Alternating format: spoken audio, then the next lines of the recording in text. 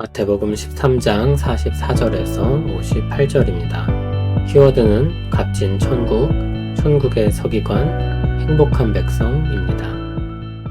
천국은 마치 밭에 감춘 보화와 같으니 사람이 이를 발견한 후 숨겨두고 기뻐하며 돌아가서 자기의 소유를 다 팔아 그 밭을 사느니라. 또 천국은 마치 좋은 진주를 구하는 장사와 같으니 극히 값진 진주 하나를 발견하매 가서 자기의 소유를 다 팔아 그 진주를 사느니라.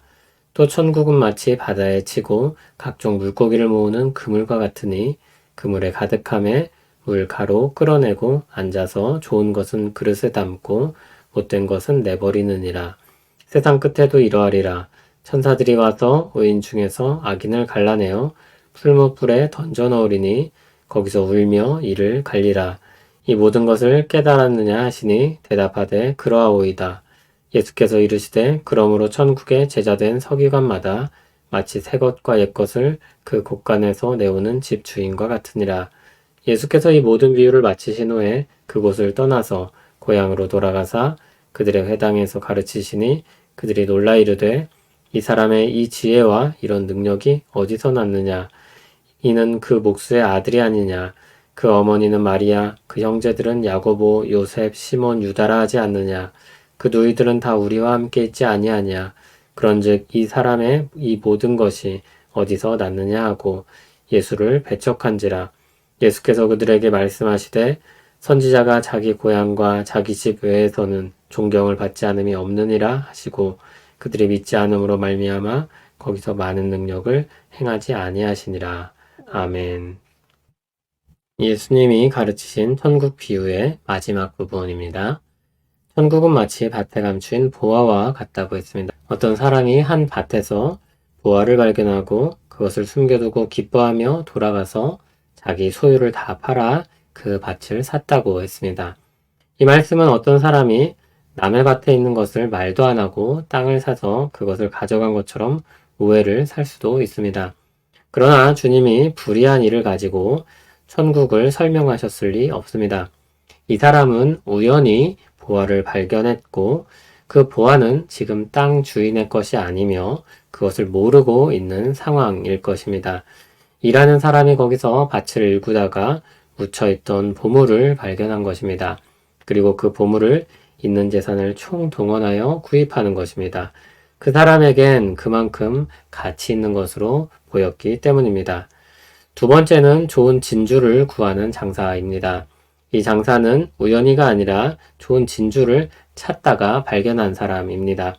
어느 날 값진 진주를 발견하자 자기 소유를 다 팔아 진주를 샀다고 했습니다. 앞사람은 우연히 발견했고 뒷사람은 찾다가 발견했습니다.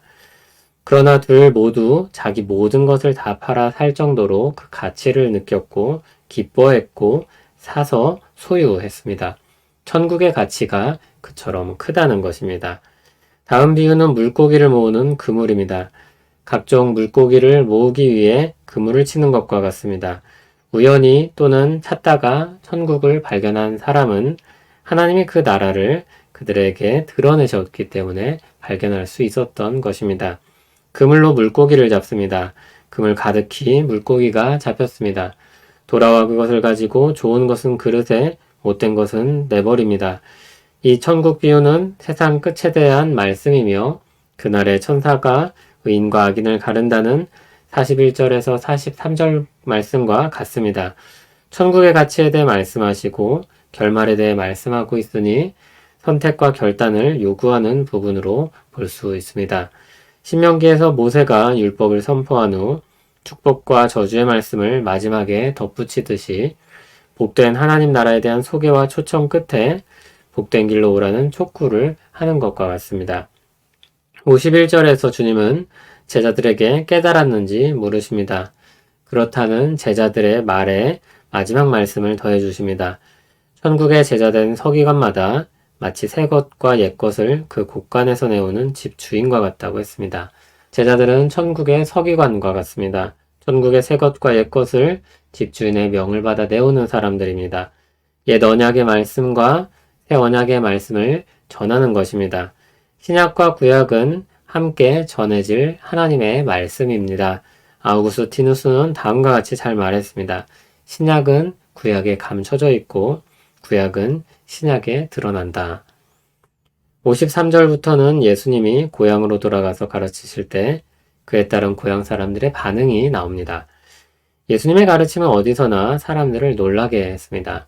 그러나 고향 사람들은 그것을 듣고 보며 믿음으로 나오지 않았습니다.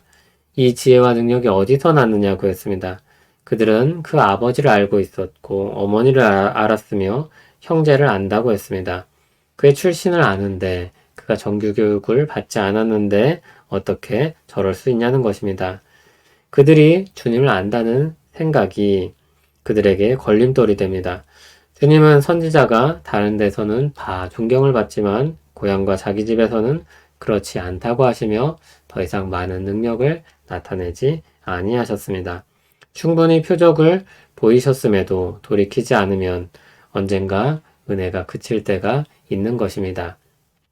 천국은 얼마일까요? 모든 것이 돈으로 계산되는 세상입니다. 비싼 것은 그만큼 가치가 있습니다. 예를 들면 교통비가 그렇습니다. 비용을 많이 지불하면 더 빨라집니다. 버스나 지하철보다 택시가 빠릅니다. 대신 더 비쌉니다. 비용을 많이 지불하면 더 편해집니다. 일반 버스보다 우등버스가 편합니다. 서서 가는 것보다 앉아서 가는 것이 더 편합니다. 대신 더 비쌉니다. 돈이 가치를 매기는 척도가 된 것은 아주 오래된 일입니다. 예수님 때에도 그랬습니다. 예수님은 천국의 값을 어떻게 매기십니까? 모든 것을 다 팔아 살만한 것입니다. 그러면서도 기뻐할 만한 것입니다. 아깝지 않은 것입니다. 리스크가 없는 투자입니다. 기꺼이 모든 것을 다해 소유할 만한 것입니다. 주님은 천국에 서기관 된 사람들을 통해 그 가치를 온 세상에 알리셨습니다.